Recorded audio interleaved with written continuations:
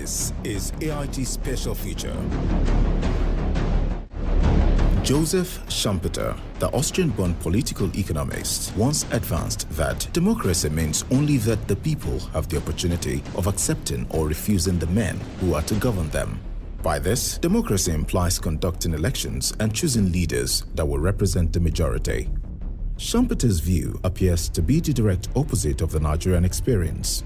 So far, elections in Africa's most populous country has fallen short of expectations, and this is due to manipulations that have continued to deny the country credible, free, and fair elections over the years. This manipulation has not only disrupted democratic consolidation in Nigeria, it has robbed the people their fundamental right to make choices. This documentary examines the electoral process and its effect on democratic consolidation in Nigeria and the resultant setbacks on democracy.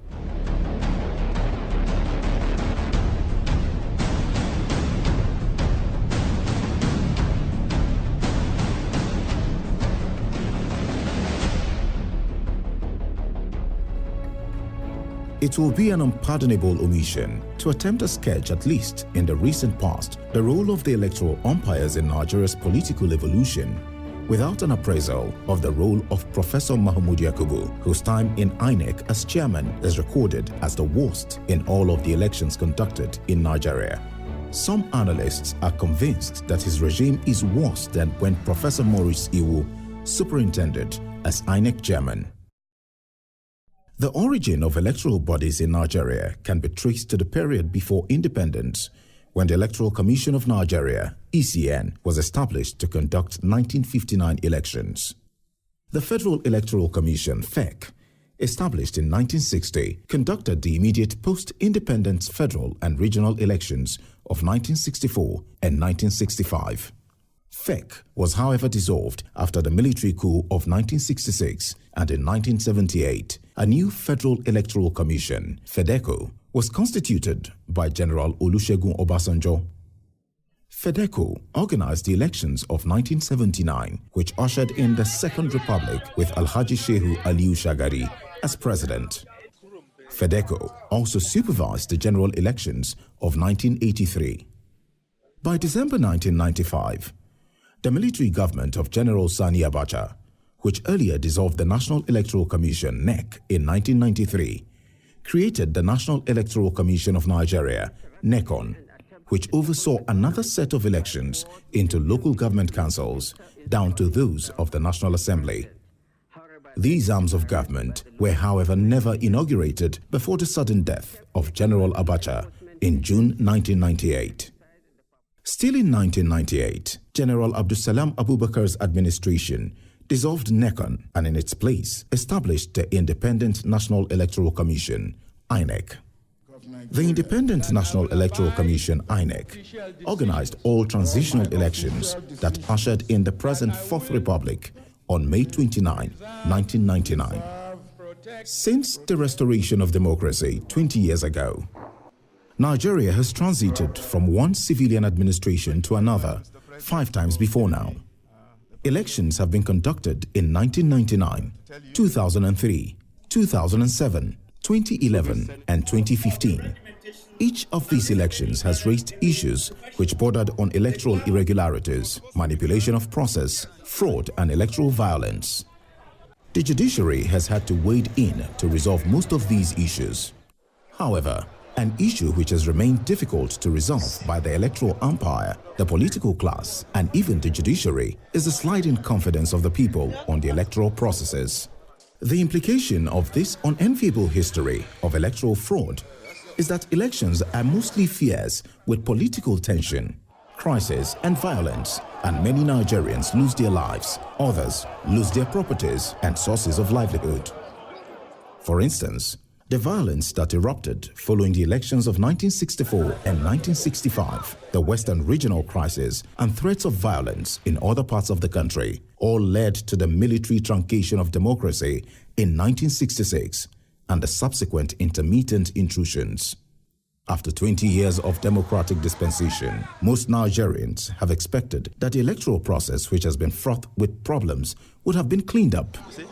However, since the 2019 electoral process began, The experience of the electorate, especially with the continuous voter registration exercise and the distribution of the permanent voter cards, showed that the system was far from expectation, and Inec's preparation left too much to be desired. It also suggests that the electoral umpire seemed not to have learnt much from past mistakes. The rules guiding elections in Nigeria are ambiguous, ever-changing, or easily manipulated. The electoral regulations and rules are institutionally less effective. The political bigwigs, who have a special interest, impose on popular candidates and employ every form of political gimmicks to influence the outcome in their favor against the general will of the people. The suspicion of Nigerians about the credibility of the 2019 general election started with a series of inconclusive polls, result reversals, and other inadequacies. In several quick successions, Inec, under the supervision of Professor Mahmoud Yakubu, committed electoral somersaults in Bayelsa and Kogi states, as well as other staggered parliamentary elections. If anything, this trend cannot be a proud electoral record, and the hangover stretched to the 2018 Osun governorship election. So it's my pleasure, on behalf of the Vice President, members of the Cabinet, and other senior government functionaries, to formally hand over these handover notes to General Muhammadu Buhari, the President-elect, who will assume office tomorrow. Congratulations. As Nigeria headed to the 2019 elections, the stark challenge it faced was to meet or surpass the standards of electoral conduct it set in 2015. That was the year Africa's biggest democracy hit a watershed moment, bucking a history of disputed elections to deliver a vote that was not only widely adjudged credible, but also resulted in the first peaceful transfer of power at the national level from one political party to another in the country's history. Since that famous telephone call you made, you have changed the course of Nigerian political history, and you have earned the respect of not only Nigerians, but the world leaders. All the leaders that spoke to me and congratulated us for arriving at the point we arrived mentioned this, and I could understand a lot of relief in their voices that Nigeria has made it after all. The result also went unchallenged by the then incumbent president, Goodluck Jonathan, for which he subsequently earned repeated praise from his successor, President Muhammadu Buhari. Today marks a triumph for Nigeria and an occasion to celebrate her freedom and cherish her democracy. Nigerians have shown their commitment to democracy and are determined to entrench its culture. I hope this act of graciously accepted defeat by the outgoing president will become the standard of political conduct in our country. On taking office, Buhari pledged to continue with efforts to strengthen the electoral process for even more credible elections. However, Inec operations fell short of its obligations. The first sign of this flaw manifested with the unexpected postponement of the elections in the early hours of the very day they were to begin on Saturday, February 16, 2019. Following a careful review of the implementation of its logistics and operational plan and the determination to conduct free, fair, and credible elections, the Commission came to the conclusion that proceeding with the election as scheduled is no longer feasible. Consequently, the Commission has decided to reschedule the Presidential and National Assembly elections to Saturday, 23rd February 2019. With all the preparations that went into the 2019 elections, the ordinary Nigerian struggled to understand the reasons for the sudden postponement. The most immediate problem with the postponement was how badly it affected the integrity of the process. By sheer imagination, what Inec committed was indeed massive, added to what individuals, organizations and observer groups, both local and international, spent in moving to election points. The election was one in which citizens were determined and mobilized to exercise their votes, including marginalized groups such as women, persons with disabilities, young people, and so on.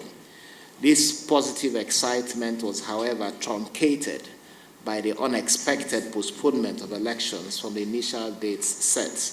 Postponing voting about 6 hours to the start of polls, it not only exposed an ill-prepared Inec, it also dampened the nationwide enthusiasm that had built up for the elections. It made it impossible for many who had traveled earlier to vote in their constituencies to make a second trip, worsening voter apathy. Mama, no time. Mama, we are ready with food, everything, mat, pillow. The presidential and National Assembly elections were eventually held across the country on February 23, and what was carefully detailed in various reports by different sources are incidents of well-organized manipulations. Look at him. He's searching ballot box, emptying inside the gutter. That's him on red. That's him on red. And the van there, is from police officers. Police was there. Oh. Police was there. PDP won. Violence, ballot snatching, particularly in opposition strongholds, interference by security agents, especially the military.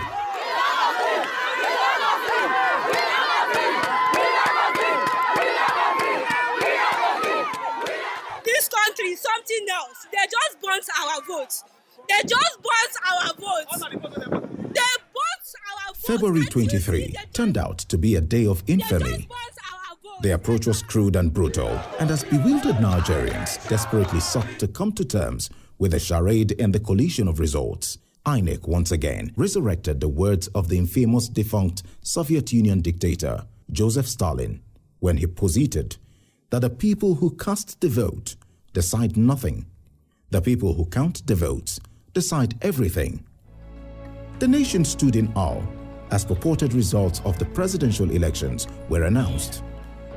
The announcement of what was hurriedly put together betrayed the anxiety of Inec to please a certain party, just as it showed how flawed the election was.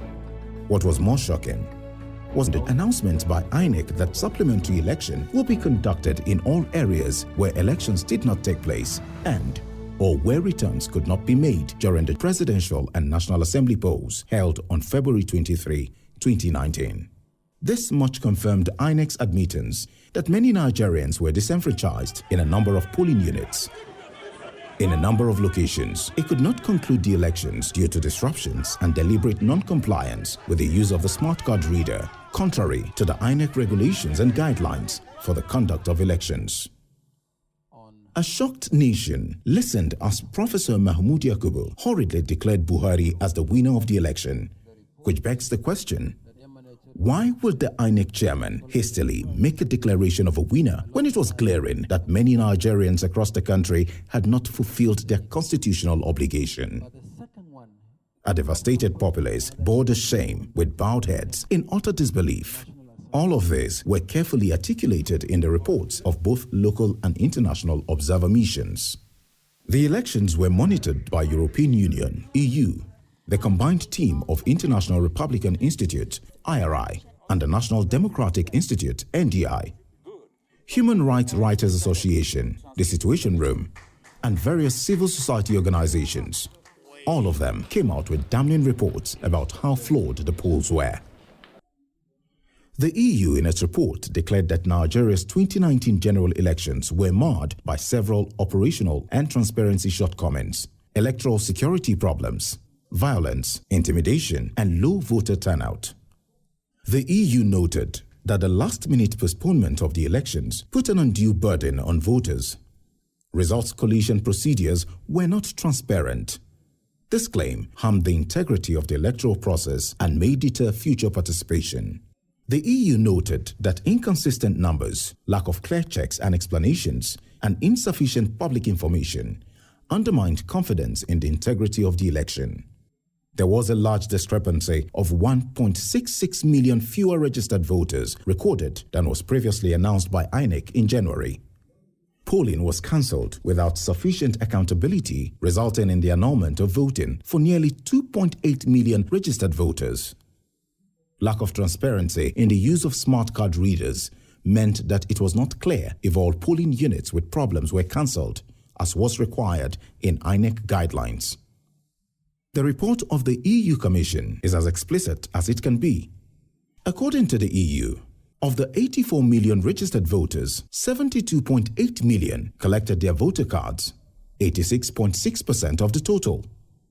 Numbers in some states appeared implausibly high given migration and that the voter register includes names of the deceased. In 6 states, the collection rate was 94% or more. Such high numbers indicate likely proxy collection and the possibility of PVCs being in the wrong hands. More damning are reports that polling procedures were not followed, ballot boxes not being sealed, missing essential materials, voting layouts that did not protect the secrecy of the vote, voter registers not always ticked as required, smart card readers not always able to read voters' fingerprints, and where such failures occurred, manual authentication procedures not correctly followed, among other obvious infractions. The Situation Room observers noted military involvement in the elections outside of the limits allowed by law. Section 29, subsection 3 of the Electoral Act specifically states that military involvement in the elections shall only be at the request of Inec and only for the purpose of securing the distribution and delivery of election materials and protection of election officials. In apparent contravention of this, troops were deployed nationwide during the elections without any clear coordination with Inec and with President Buhari warning that people who would attempt to snatch ballot boxes risked paying with their lives, a statement the army chief said he would heed. To many Nigerians, the 2019 elections, the 6th since the country's 1999 return to civil democratic rule, was an opportunity to consolidate democratic gains and build on the electoral gains made in 2015 elections. Nigeria's first peaceful transfer of power between political parties following the 2015 elections set an irreducible standard of what to expect in the conduct of the 2019 election. The IRI and NDI observation mission therefore concluded that the 2019 elections did not meet the expectations of many Nigerians, noting that the conduct of 2019 presidential election is a setback to Nigeria's democracy. The Situation Room report is in tandem with such other reports. With the relative success achieved in 2015 elections, the Nigerian electorate was hopeful that a standard had been set below which future elections should not fall. The 2019 elections were therefore supposed to be a consolidation of the gains made in 2015. Instead of this happening, Nigeria's Civil Society Situation Room's observation of the 2019 general election reveals serious shortcomings that question the credibility of the exercise. That, indeed, is the center point of all the well-documented criticism of the election supervised by Professor Mahmoud Yakubu. Not satisfied with the outcome of the presidential election, lawyers to the presidential candidate of the People's Democratic Party, PDP, Atiku Abubakar, lodged a petition against Inec, President Muhammadu Buhari, and the APC. In the petition, Atiku Abubakar is seeking 2 principal reliefs at the tribunal. 1. An order declaring him as the bona fide winner of the 2019 presidential election. 2. Or, in the alternative, an order urging the tribunal to nullify the February 23 presidential election on the premise that it was marred by irregularities. Meanwhile, the All Progressives Congress (APC) and President Muhammadu Buhari urged the Presidential Election Petition Tribunal to strike out the suit filed by Atiku Abubakar of the People's Democratic Party on the grounds that it is fundamentally defective. Now that the battle has shifted to the courts, it is instructive for the judiciary to once again demonstrate that it is indeed the last hope of the common man. The EU report averred that the suspension of the Chief Justice of Nigeria by the president a few weeks before the elections were seen to lack due process and reportedly undermined judicial independence. To this effect, the judiciary must not be railroaded by legal technicalities. The weight attached to legal technicalities does not and should not overwhelm the fundamental issues of the law. The decision of the Supreme Court of Nigeria in Adeleke versus Oyetola in the Osun State governorship election petition, which was based on legal technicalities rather than on the merit of the case, or reason, or the substantive law, has thrown Nigeria's corpus juris into a tragedy of sorts. My Lord, in 2018, Akeredolu versus Abraham, the Supreme Court said, technicality in the administration of justice shuts out justice, and went further to say that it is therefore better to have a case heard and determined on its merits than to leave the court with the shield of victory obtained on mere technicality. This Supreme Court. So we're very happy with that. But my Lord, just a few weeks ago, the Supreme Court also said, and I quote, "The correct order to make is to declare the judgment of the trial tribunal a nullity as a result of one of the panelists not sitting on a day proceedings were held." And so Nigerians are really worried. Where would this Supreme Court be situated? The country is in very serious trouble, and we all know. And we see the court as the institution that will help us to be able to navigate out of the difficulties we are in today.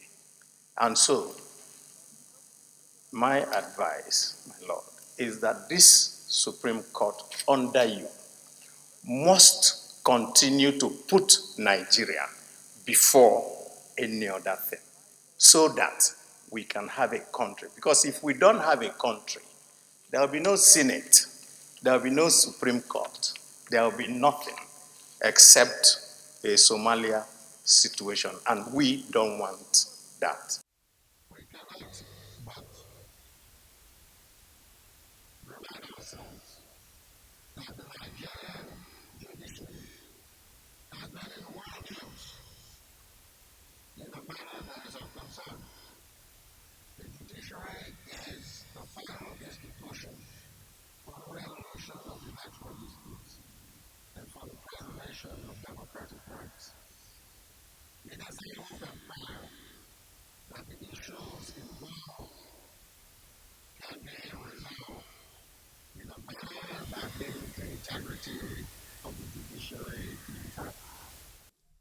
Professor Ben Nwabweze, SAN, is an erudite jurist whose opinion on any issue is difficult to ignore.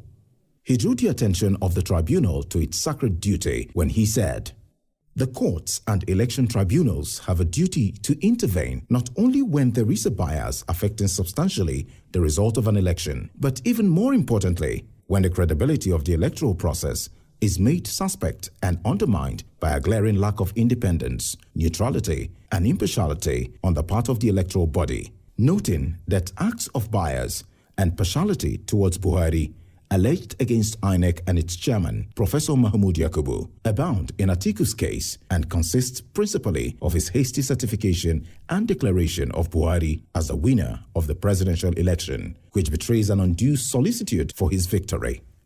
We can go on like this. An end must be brought to electoral malpractices. And so I have urged in my address, which you have, the tribunal not to get, handicapped by all these legal technicalities, the law of pleadings, the law of evidence, and all that. Precedent You raise a point and they say, oh, it's been decided. No, not for election tribunal. The Supreme Court, the Court of Appeal, they both said that election petitions are sui generis. They're not ordinary cases. They're sui generis. They're of a special kind. We want you to get to the bottom, not handicapped by technicalities of the law. Law of evidence, law of pleadings. President, no. Get to the bottom and tell the country what actually happened. What we have heard in the last 4 years of Mahmoud Yakubu runs diametrically opposed to his declaration that the 2019 election will be free, fair and credible. The conduct of the February 23, 2019 presidential election and others that followed proved to be perhaps the worst catalogue of abuse of the fundamental right of Nigerians to elect their preferred candidates and the worst evidence of human deprivation. In the words of Professor Nwabueze, an election must not only be in fact free and fair, the electoral process must appear and be seen to be manifestly free and fair. Only so will the process and the actual conduct of the election command credibility in the eyes of the public. As widely reported by the media and the verdict by a retinue of election observers within and outside Nigeria, the conduct of the 2019 presidential election did not meet the basic parameters that define a free, fair, and credible election. For example, in various parts of the country, such as the Southwest, Northwest, Northeast, and the North Central, there were several cases where members of a certain ethnic extraction were prevented from voting and denied their rights to vote.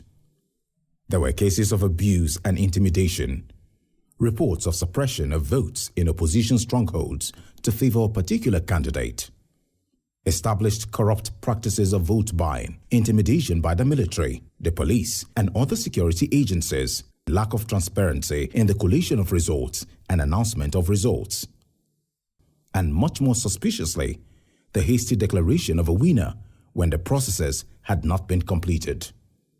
This is the fate of Nigeria's electoral process by Inec, as witnessed in the 2019 general elections under Professor Mahmoud Yakubu, which many have labeled as the worst in Nigeria's history of elections. The 2019 election failed to meet the threshold for a credible election and worries that this poses serious consequences about the future of elections and quality of democracy in Nigeria. INEC operations fell short of its identified role and obligations in the threshold document. Logistical and operational challenges marred the credible conduct of the elections.